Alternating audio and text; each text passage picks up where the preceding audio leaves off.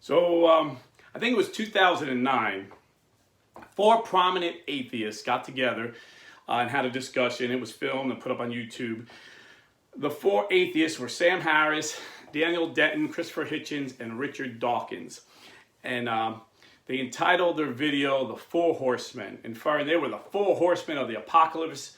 These brilliant atheists were going to destroy Christianity forever. You see, they were the advent of the new atheism. Unlike the old atheism of the past that was happy with just ignoring religion and ignoring God. No, these new atheists, they had a mission.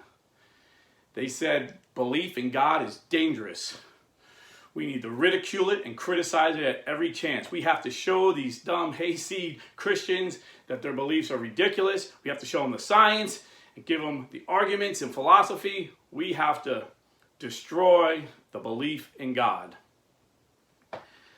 So when I was an evangelical, and I'll admit even today, as we speak, one of my heroes of the faith is Dr. William Lane Craig. Dr. William Lane Craig seen the video and invited all four of them to debate him on the existence of God. So I believe it was Sam Harris took the first debate and William Lane Craig destroyed him. He trashed him, made him look like a little kid. Then Daniel Denton took the second debate, and again, he just was annihilated by William Lane Craig. He just looked stupid. Then Christopher Hitchens literally tapped out. William Lane Craig beat him like a dog. And may he rest in peace. He passed away a few years ago of cancer. But the fact is, during the debate, he literally tapped out and said, "I have no more."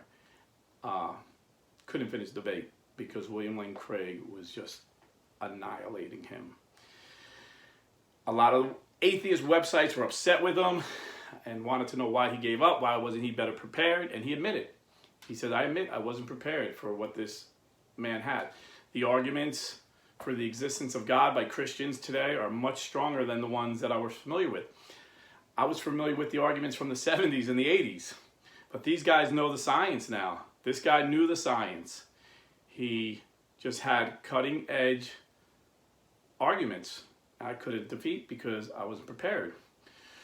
So there was one man left, Richard Dawkins. After seeing his friends get destroyed, Richard Dawkins punked out. He literally punked out, canceled the debate.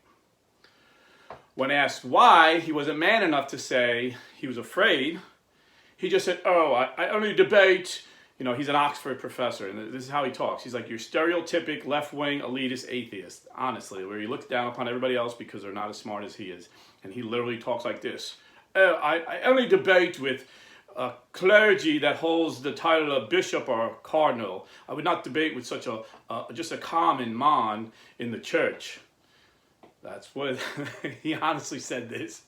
Richard Dawkins is something else, but pray that he repents and gets to know Jesus. But anyhow, William Lane Craig was very disappointed that Richard Dawkins wouldn't debate him. So he read Richard Dawkins' book, The God Delusion, and debated him through the book. And I'm just going to give you one thing that he debated him on, because in Richard Dawkins' own words in the book, he said, "This is the central argument to my book." And here it is. "You cannot infer a designer of the universe based on the complexity of the universe. Who designed the designer?" And even a blue-collar Catholic guy like me is like, "Really? That's all you got? You coming to fight William Lane Craig and that's all you got? I mean, come on. You know, stay home." I don't blame you for staying home. He would have destroyed you.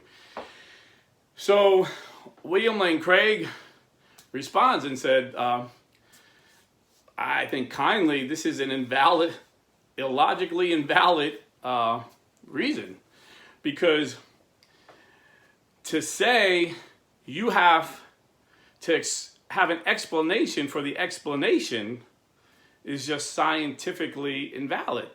Otherwise, it would kill science because you would infinitely regress. Well, I got this explanation. Well, what's your explanation for that? Well, this explanation. You can never have an explanation. And William Lane Craig gives a great analogy. He says, say a group of archaeologists are digging and they find an arrowhead and then they find an axe. The logical conclusion is an intelligent person designed these artifacts. Now, in Richard Dawkins' science, you would have to say, well, who designed it? What was the name of the tribe? Where were they from?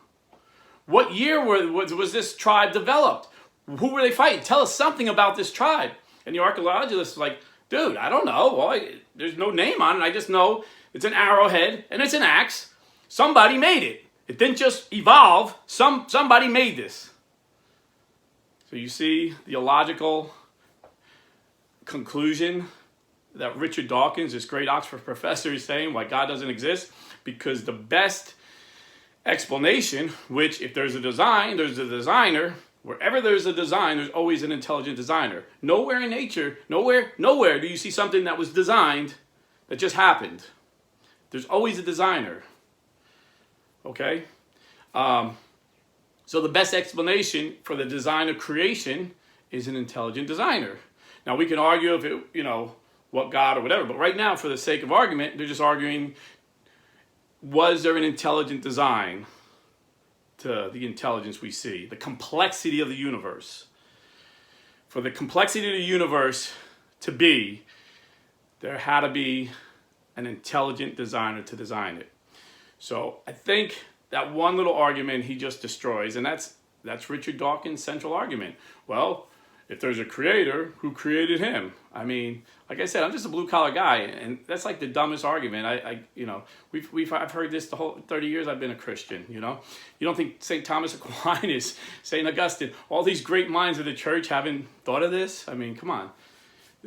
To me, that was a very childish argument, and no wonder Richard Dawkins punked out. He probably saved face. He would have looked like a fool debating William Lane Craig.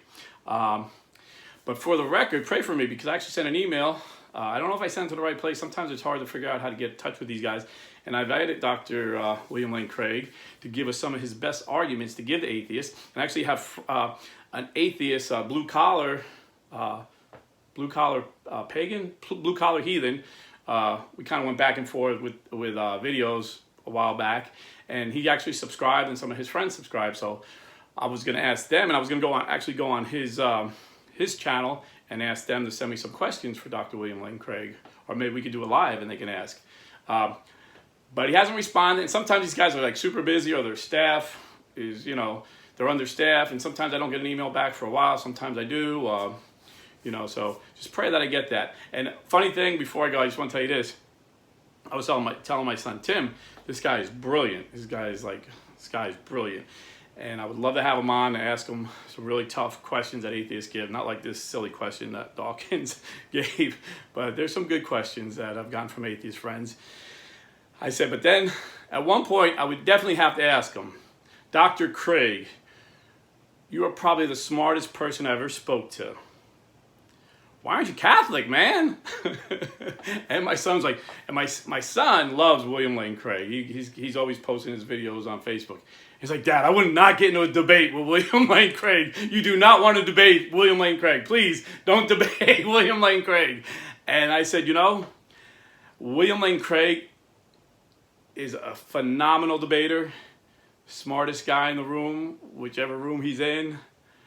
But he wins debate because he has the truth. We know God exists. You can't beat the truth. He has the truth and he knows how to articulate it. When it comes to Christianity, Catholics have the truth. I would not be nervous one bit.